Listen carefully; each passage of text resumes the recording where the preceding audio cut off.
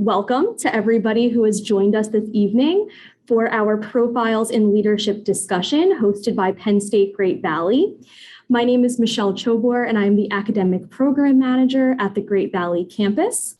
So we are joined today, as I mentioned, by Art Anderson, who is the Managing Principal at A.H. Anderson Consulting. Art has more than 35 years of specialty chemicals business and consulting experience. Most of his corporate experience was at Fortune 500 company Air Products, where he held leadership roles in sales, marketing, project management, and regional P&L management for its full portfolio of offerings. Art also held functional leadership roles in customer engagement, global business services, and co-led one of its global businesses through its SAP journey, giving him complete understanding of how an industrial gas and specialty chemical company operates. So Art, we do thank you for joining us today. Yes, thanks, Michelle, and thanks for the opportunity.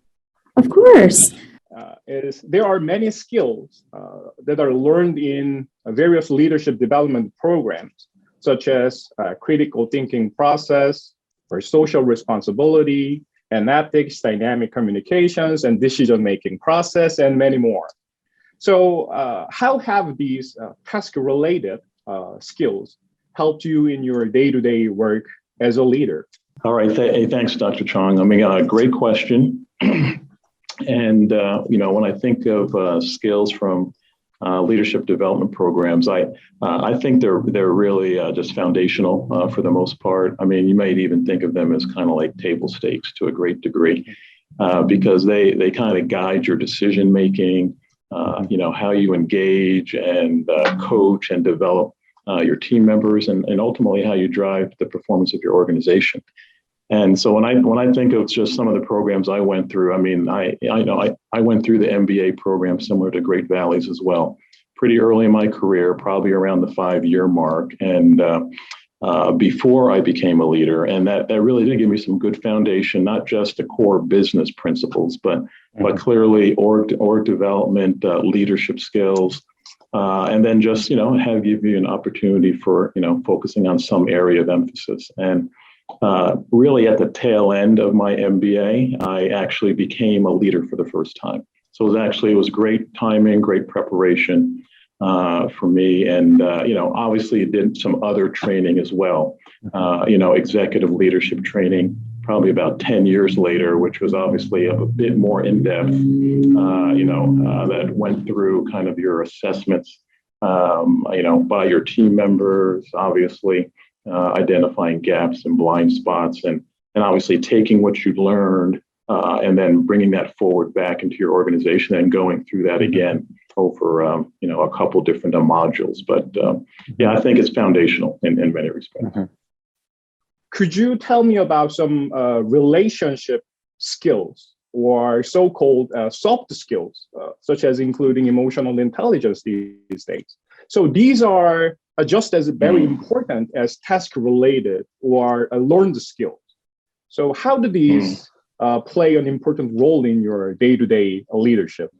Okay, yeah. Hey, Tom, I think we're going to have to go out and play some golf. I know you're a golfer. So it's a great question. I do think that John and Tom really covered most of it. I think from my perspective, my opinion is that I think the relationship and soft skills are really the key differentiators, or maybe the key contributors to between really good leaders and really great leaders, right? And I think if you look at a top 10 or top 20 or top 50 list of qualities of great leaders, probably half of them, maybe 2/3 of them are really relationship and soft skills, and I think both these gentlemen said that, so, things like strong communications, like we said, verbal, written, but maybe even more importantly, listening.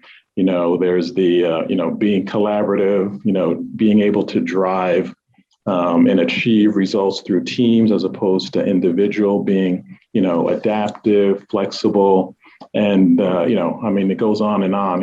I think people have talked a little bit about integrity, being respectful. Mm-hmm. And I do think the big one is empathy, and I think coming out of the pandemic, we've seen leaders who have demonstrated that as a leadership skill and those that haven't, right? And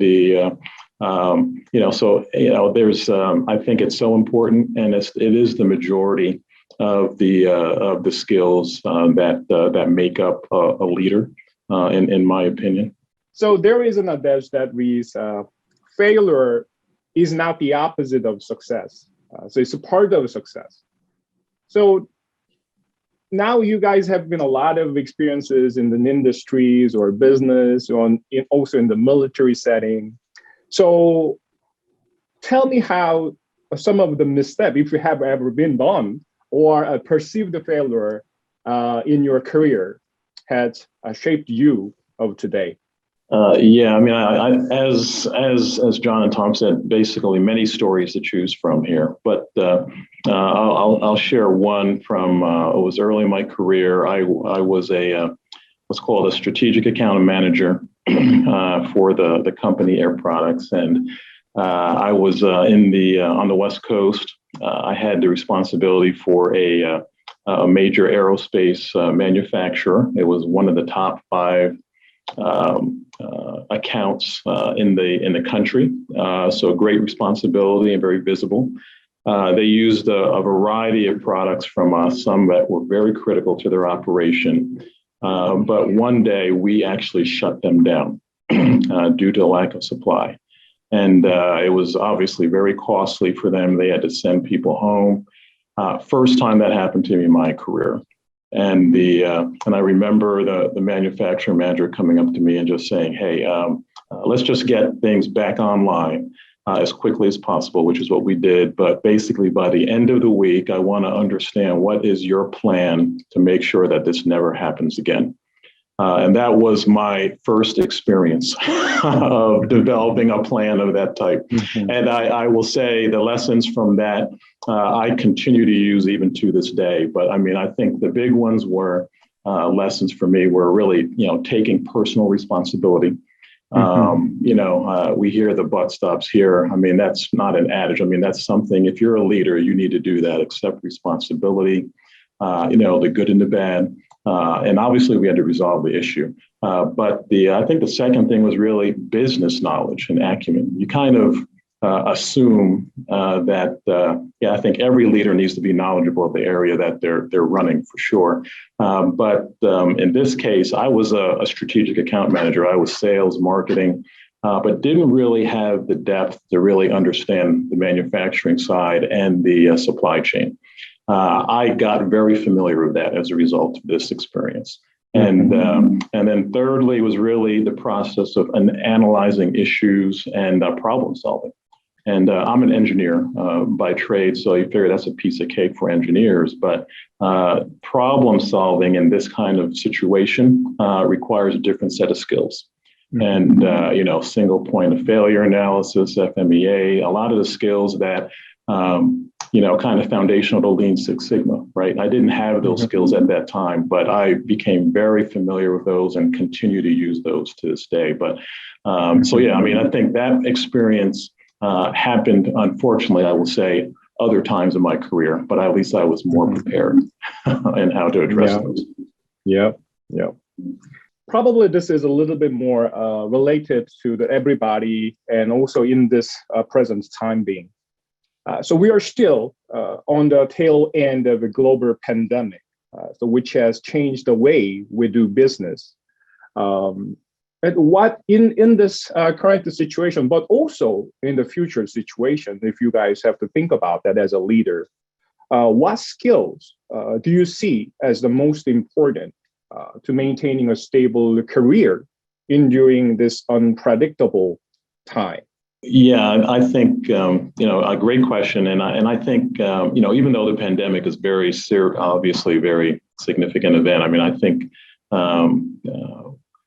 this type of situation has forced myself to also, do some of these things as well. But I think a couple things come to mind. One is, first of all, just being a continual learner, right? And just staying competent in your field.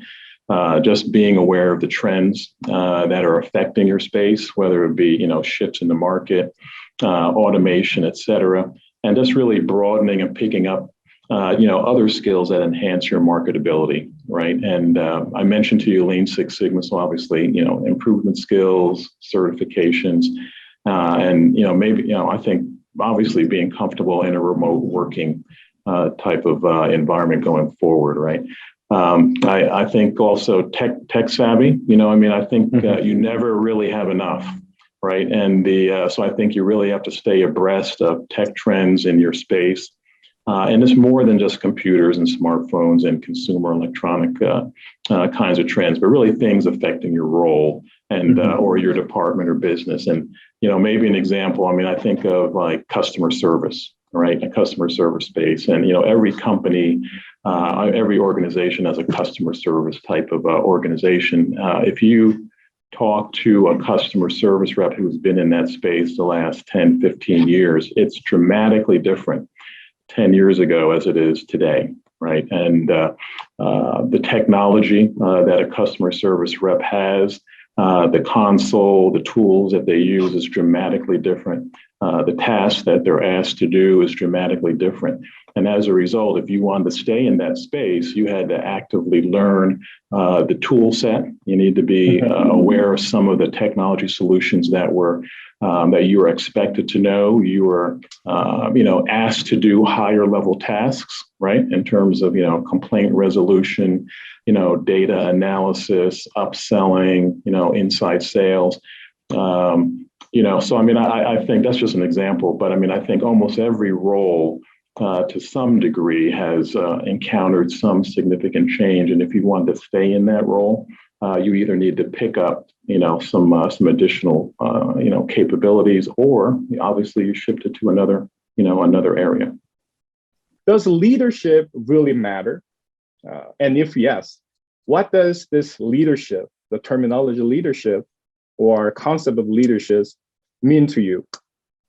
Yes, I think I'll probably echo basically some of the points that John and Tom both said. It's absolutely necessary for sure. And, I think people understand maybe conceptually about what leadership is and, in terms of just, influencing and, maximizing the effort of your team, towards a common goal. But it is so much more than that, right? And I think John kind of gave a good example there in terms of, I think it's often the difference between whether a company is able to continue performing at a high level and maintain that as the leader changes out, goes on vacation, retires, or moves on. And you can see companies who are able to sustain that, right? And that's part of a leadership system, that company has developed. And so, when the leader goes, the teams, the people who are part of that understand what it takes to maintain productivity, maintain efficiency, and what it takes to be successful. And, part of leadership is coaching and developing your team and developing future leaders, your replacements, right? And so like John said, you need to have a bit of a leadership kind of program. And the good companies know that. And I think ultimately the true test of leadership is not really so much the success of your current organization, but it's really the success of the people that you develop who become leaders, right? If the people that are working for you don't become leaders, there's something wrong, right? And so there's that concept of the family tree, right? You hear that in sports, you hear that in business, and you want to be able to develop people who become leaders, not so much of your organization, but throughout the organization or in different organizations. And that's really the true test of leadership, is if you are building and developing leaders. What kind of advice would you give to someone wanting to be a dynamic leader and join some kind of like a leadership program, such as like Master of Leadership Development Program here at Penn State Great Valley? What kind of advice can you provide us to those people? I echo basically both what John and Tom said. I think the thing I guess I would maybe also recommend that you do is if you're looking and wanting to be more of a dynamic leader, I think if you are in the workforce right now You should first, if you haven't done it already, is make sure you engage your existing supervisor or mentors that you know as part of your regular reviews, and just ask to gain some opportunities, in terms of OJT to build your leadership skills. If they're not giving you that, I think that's a bit of a red flag. And then I say, secondly, is take advantage of training. As much as possible, particularly within your organization. They probably do have some management or leadership training available potentially, which will cover things from that company's perspective, their leadership model, et cetera. So that will have some value. But I mean, I think clearly the leadership development program at a Penn State Great Valley, I think those external opportunities you definitely do want to pursue when ready, and because it does give you the external perspective, like some of the what they've been saying, in terms of it's more transferable to other companies. You get to network and get to know people and contacts. We haven't really talked about networking so much, but that's really obviously a key skill that's worth leveraging, and it offers some entrepreneurship kind of opportunities potentially that your company may not offer. But so I think there's a couple steps you could do in addition to the leadership development program. I know we talked a little bit earlier on in tonight's discussion about the balance between soft skills and hard skills. And in certain situations as a leader, making those hard decisions and having those tough conversations. So if anybody wants to elaborate on an example, a real life example or experience that you've had as a leader, making some hard decisions or more difficult decisions. I think the only thing that I would add, just Michelle, just quickly, just building on John's point, I do think that analyzing issues and sound judgment is a core competency for leaders, in terms of being able to make decisions. And at the end of the day, yes, you do have to make decisions with probably less than perfect information, but you also learn from experience. So it kind of gets back to that failure question, right? I mean, you make some decisions and you learn from those mistakes and you make better decisions as well, right? Kind of going forward.